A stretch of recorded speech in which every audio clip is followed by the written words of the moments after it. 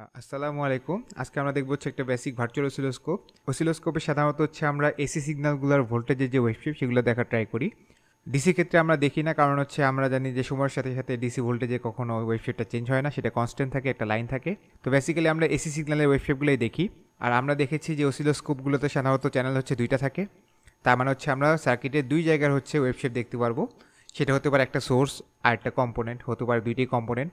যেহেতু এখানে আমরা বেসিক একটা এক্সাম্পল দেখানোর ট্রাই করছি, তো আমি এখানে ধরে নিয়েছি যে আমার কাছে সিগন্যাল জেনারেটর দুইটা আছে, যাতে আমরা দুইটা ওয়েভশেপ জেনারেট করতে পারি এবং হচ্ছে দুইটা ওয়েভশেপ এখানে দেখতে পারি।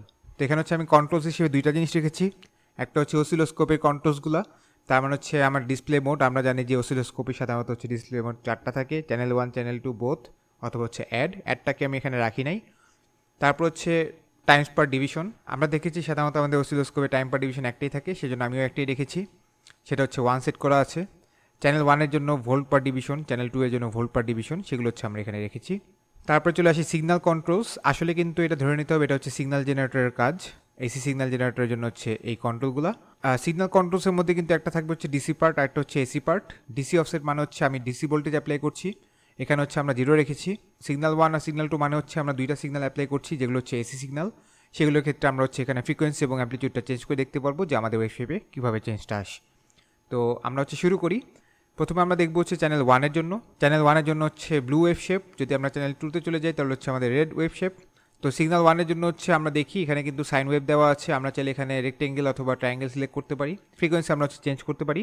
তাহলে আমরা একটু চেঞ্জ করার চেষ্টা করি এবং দেখি যে আমাদের চ্যানেল 1 যেটা আছে সেখানে কি আমাদের ওয়েভ শেপটা ঠিকমতো দেখাচ্ছে কিনা। তাহলে ব্লু ওয়েভ শেপ মানে হচ্ছে চ্যানেল 1 এবং সেটা হচ্ছে সিগন্যাল 1-এর সাথে রিলেটেড। রেড ওয়েভ শেপ হচ্ছে চ্যানেল 2, সেটা হচ্ছে সিগন্যাল 2-এর সাথে রিলেটেড।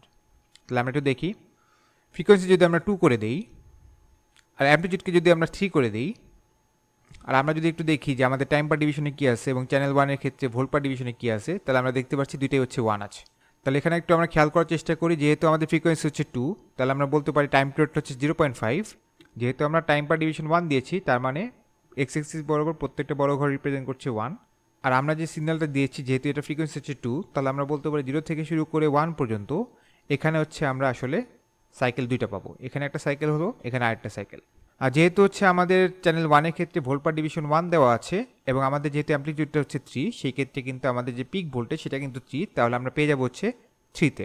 এখন যদি আমরা এখানে ভোল্ট পার ডিভিশন এখানে যদি আমরা হচ্ছে এখানে 1.5 করে দিই, তাহলে এখন আমরা দেখতে পাচ্ছি এখানে যে আমার পিক ভোল্টেজ সেটা কিন্তু ওয়াই অ্যাক্সিস বরাবর 2 ঘর গেল, কারণ আমরা যে সিগন্যালটা জেনারেট করেছি সেটা আসলে পিক ভোল্টেজ হচ্ছে 3 ভোল্ট।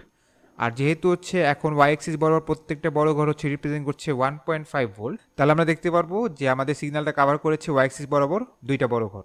তাহলে একইভাবে হচ্ছে আমরা এখানে সাইনোসয়েডালের জায়গায় রেক্টেঙ্গুলার দিতে পারি। শুধুমাত্র এখানে ওয়েভ শেপটা চেঞ্জ হলো, কনসেপ্ট কিন্তু সেমই আছে।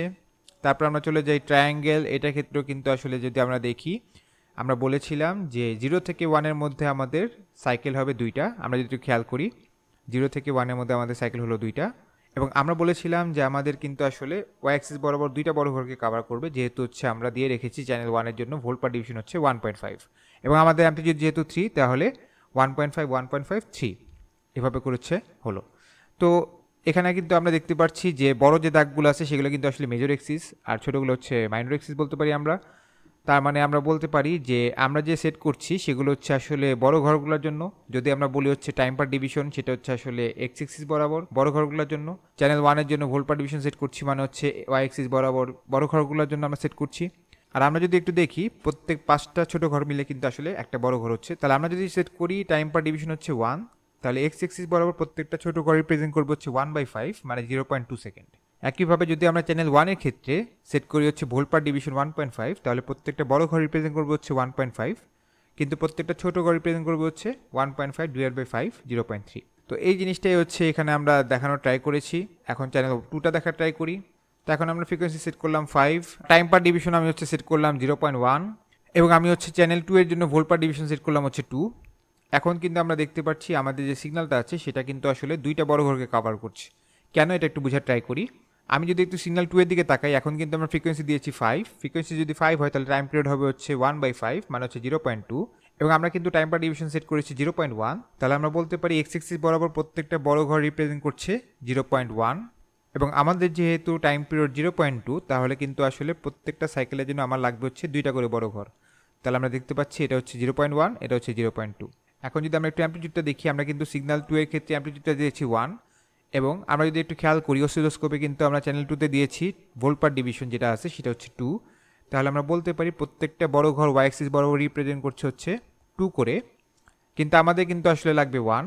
তাহলে আমরা বলতে পারি সিগন্যাল 2 এর ক্ষেত্রে আমাদের যে ওয়েভশেপটা আমরা পাবো সেটা হচ্ছে যাবে ওয়াই অ্যাক্সিস বরাবর বড় ঘরের অর্ধেক, অথবা আমরা বলতে পারি দুইটা ছোট ঘর এবং আরেকটা ছোট ঘরের অর্ধেক। তাহলে এইটা হচ্ছে আমাদের ওয়েভ শেপ। এখন যদি আমরা দুইটা একসাথে দেখতে চাই, দেখতে হবে হচ্ছে এরকম, কারণ হচ্ছে এখন কিন্তু আমরা টাইম পিরিয়ডটা চেঞ্জ করে দিয়েছি, সেটা অনুযায়ী হচ্ছে এখানে দেখাচ্ছে। চ্যানেল 1 এর ক্ষেত্রে কিন্তু আমাদের ফ্রিকোয়েন্সি দেওয়া আছে 2, তার মানে টাইম পিরিয়ড ছিল হচ্ছে 1/2 ইকুয়ালস টু হচ্ছে 0.5, যেহেতু আমরা সেট করেছি টাইম পার ডিভিশন 0.1। তাহলে কিন্তু আমাদের চ্যানেল 1 এর জন্য যে সিগন্যালটা আমরা দেখতে পারবো এখন, সেটা কিন্তু আসলে 5টা বড় ঘর জুড়ে থাকবে একটা সাইকেল।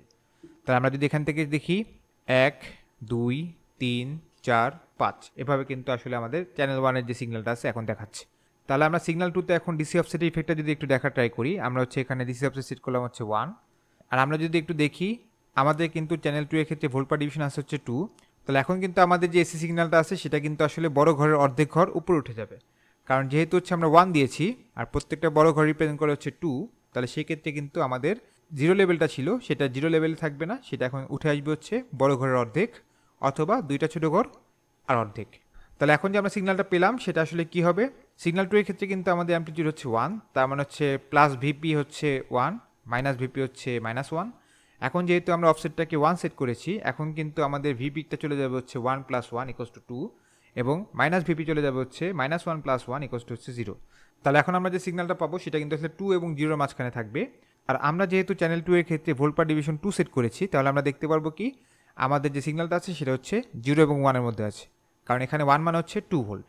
তাহলে এভাবে করে হচ্ছে আসলে আমরা অসিলোস্কোপের বেসিকগুলো দেখতে পারলাম এখানে।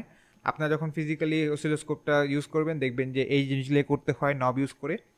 তো এখানে যদি আপনাদের বেসিক আইডিয়া হয়ে যায়, আশা করি আপনি ওখানেও পারবেন। এই ভিডিওটা এইটুকুই ছিল, সবাই ভালো থাকবেন, আল্লাহ হাফিজ।